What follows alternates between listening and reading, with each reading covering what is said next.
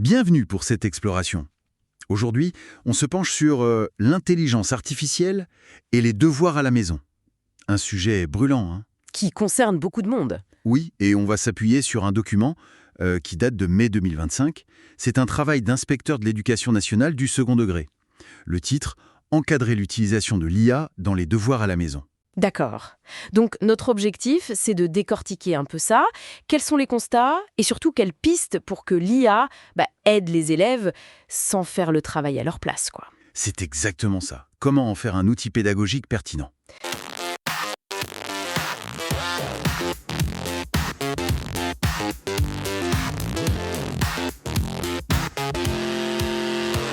Bon, alors, allons-y. Le point de départ est assez saisissant, vous disiez. Ah oui, carrément. Le rapport dit que près de 80% des élèves, une très large majorité donc, utilisent déjà l'IA pour leurs devoirs. 80%, c'est énorme. Mais le souci, c'est que c'est souvent de façon autonome, mais pas vraiment maîtrisée. Voire, parfois, c'est une délégation complète du travail. Tiens, l'IA, fais-moi ça. Ah oui, d'accord. Et ça, c'est problématique, j'imagine, parce que les devoirs, à la base, ça sert à mémoriser, à comprendre. Bah oui, exactement. Les devoirs, c'est essentiel pour ancrer les savoirs, pour automatiser des méthodes, pour approfondir ce qu'on a vu en classe. Si l'IA fait tout sans réflexion, On risque quoi alors? plusieurs choses. D'abord, une perte d'apprentissage évidente. Ensuite, une dépendance à l'outil. Et il y a aussi le risque des erreurs de l'IA, ce qu'on appelle les hallucinations, ces infos qui ont l'air justes mais qui sont fausses. Les élèves manquent souvent de formation pour utiliser ça avec un regard critique. Donc face à ça, on pourrait être tenté de dire « on interdit tout Oui, mais ce n'est pas du tout la piste du rapport. Et c'est ça qui est intéressant. ». Ah L'idée, c'est plutôt d'accompagner, d'encadrer cet usage qui existe déjà en fait. D'accord. Accompagner, ça veut dire quoi concrètement? Ça veut dire former les élèves, leur expliquer ce que l'IA peut faire, mais aussi, et c'est très important, ses limites.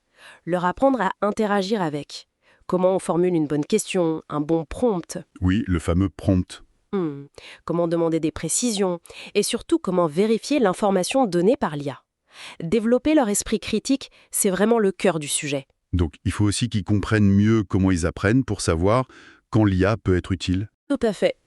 Le document insiste là-dessus. Il faut rendre explicites les différents processus d'apprentissage.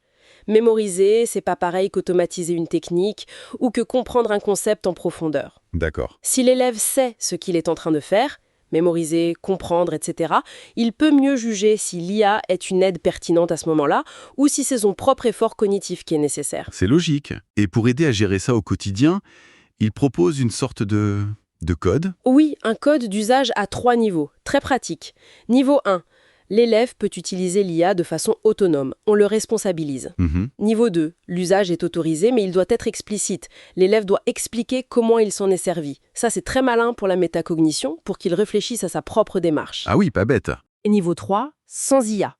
Pour les tâches où l'objectif principal, c'est vraiment l'effort personnel de l'élève. D'accord. Clair et simple. Il y a d'autres suggestions pratiques dans ce rapport? Oui. Par exemple, fournir les supports de cours en PDF. Comme ça, l'IA peut travailler sur une base de données fiable, celle du cours. On peut même imaginer des outils IA qui créent des quiz directement à partir du PDF du cours. Intéressant ça. Et bien sûr, toujours être très clair sur les critères de réussite d'un devoir. Qu'est-ce qu'on attend exactement? Le rapport va jusqu'à proposer un guide pour les élèves eux-mêmes, c'est ça? Oui, un guide très concret. Il détaille ce que l'IA peut faire pour aider. Vérifier sa compréhension en demandant à l'IA de reformuler ou de poser des questions. Ok. Aider à mémoriser avec des quiz, des moyens mnémotechniques. Accompagner l'automatisation avec des exercices répétitifs. Stimuler la réflexion avec des questions ouvertes. Donner des idées. Aider à structurer un plan. Donc pas mal de possibilités d'aide. Mais j'imagine qu'il y a aussi des attention danger. Absolument. Le guide insiste beaucoup sur ce que l'IA ne peut pas faire et surtout ne doit pas faire. Elle ne peut pas mémoriser ou penser à la place de l'élève, ça c'est clair. L'effort reste personnel. Voilà, elle ne doit pas remplacer les discussions avec le prof ou les autres élèves. Et point hyper important, l'IA n'est pas un moteur de recherche fiable à 100%. Il y a ce risque d'erreur, d'hallucination, donc la règle d'or, toujours vérifier l'info. Et pour bien l'utiliser, il y a des conseils sur comment parler à l'IA, la fameuse rédaction du prompt. Oui, il faut être précis, donner du contexte, et une règle de sécurité essentielle. Ne jamais partager d'informations personnelles avec une IA. Jamais. C'est bon de le rappeler. Le guide va même jusqu'à proposer 8 catégories d'objectifs d'apprentissage, avec pour chacune des exemples de prompts.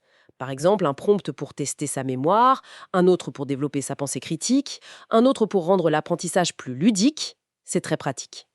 Ah, et un dernier point qui n'est pas anodin, l'impact écologique. Une requête à une IA, ça consomme beaucoup plus d'énergie qu'une simple recherche Google. Donc un usage raisonné, c'est aussi un usage plus durable. Bien vu. Donc, si on essaie de résumer tout ça, face à cette vague de l'IA que les élèves utilisent déjà massivement pour les devoirs, la réponse n'est pas de fermer la porte, mais plutôt d'encadrer intelligemment. C'est ça. L'idée, c'est vraiment de faire de l'IA un outil au service de l'apprentissage.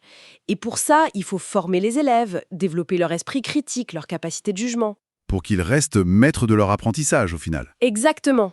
L'autonomie et le jugement de l'élève, c'est ça qui prime. Ce qui soulève d'ailleurs une question plus large, peut-être. Oui, tout à fait. On peut se demander si, au-delà de l'aide aux devoirs tels qu'on les connaît, l'IA ne va pas nous pousser à repenser la nature même du travail qu'on demande aux élèves. Et aussi, comment on évalue ce qu'ils ont vraiment compris, leurs compétences réelles. Vaste réflexion en perspective. Clairement, une réflexion à poursuivre.